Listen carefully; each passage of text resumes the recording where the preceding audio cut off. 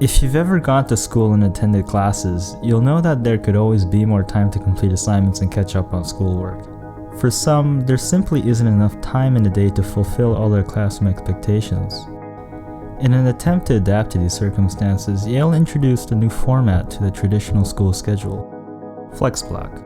FlexBlock's a period in between classes, either between the A and B classes or the C and D classes, in which students can spend time for about 40 minutes doing work for a teacher that they might need to catch up on. On Tuesdays, it's between A and B class, or B and A, depends on which day it is. On Thursdays, it's between C and D or D and C, and it takes 20 minutes away from its respective classes, whether or not it's A or B class.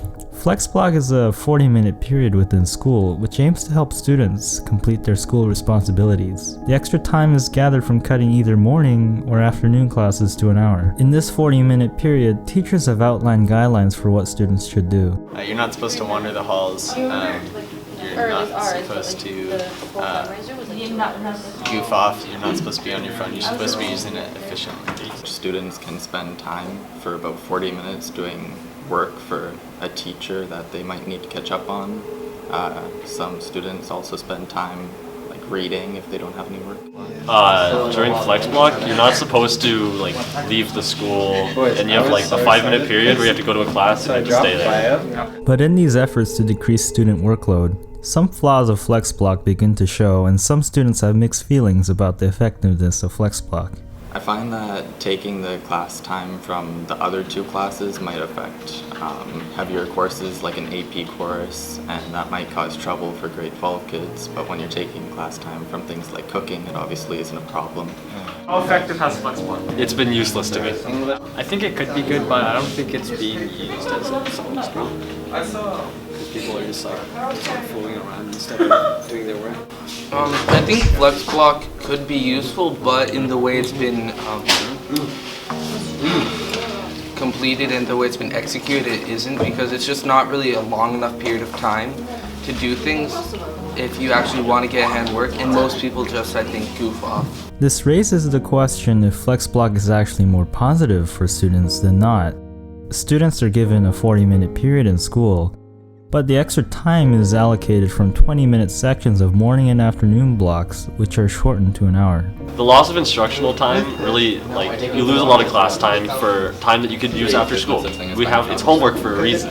I think it really depends on the class. Say drafting, it honestly doesn't make much of a difference. But chemistry or calculus, it does make a difference. You have class time so that you can learn, and then homework is where you focus in on those things that you've learned in school and you really elaborate on them and memorize. Although FlexBlock tries to address pressure on students and their workload, for some it can seem to be a short-sighted response to students with bad work habits at home. I think FlexBlock is geared more towards those with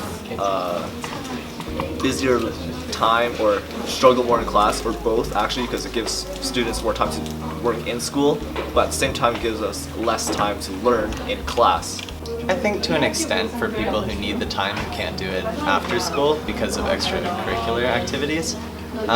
Aside from that, I don't think it's been effective in teaching kids discipline for just completion of homework and such, because they have time in school instead of doing it at home. And with the extra time, FlexBlock does not account for students with spare blocks. A spare gives you quite a lot of time to work on your work, and just since sometimes I have spare and then it goes straight into FlexBlock, so it's maybe 2 hours without doing anything, then into lunch, so that totals up to 2 hours, 40 minutes, up to 3 hours without me doing anything during school. People who have water honors courses, they can get spare, so I can have a whole block dedicated to working. So I don't think FlexBlock is necessary. Time is a valuable asset, but only when used effectively. Students are given rules during FlexBlock, but given teenagers in general, many students aren't productive as teachers hope to be. Most of the time I've been chatting, which I'm not supposed to do, but I did it anyway. Oh, so you've broken the rules of FlexBlock? Yes. How many times? 4 times. 4 times? Are you actually counting? Well, there's 4 FlexBlocks. Do you see a lot of people fooling around with FlexBlock? Yeah, personally. Have you broken the rules during FlexBlock? Multiple times. FlexBlock deems to improve student productivity, but some shortfalls restrain it from its potential. With such an early concept, changes will eventually be made. I believe that the format should change because at the moment, for people who want no FlexBlock, it's too long because you're wasting time for class that you could be in class learning. And for people who actually need a FlexBlock, 40 minutes just doesn't do anything. What are some things that would change about FlexBlock? English. FlexBlock, I'd get rid of it. I'd actually have them maybe just once a week.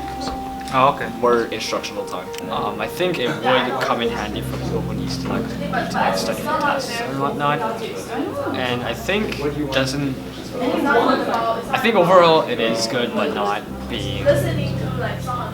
meeting its full potential. With a rocky start, the implementation of FlexBlock and the concept of FlexBlock appears with some holes. But with improvements and careful planning, Yale can maximize student productivity and modernize the education system. The question is when.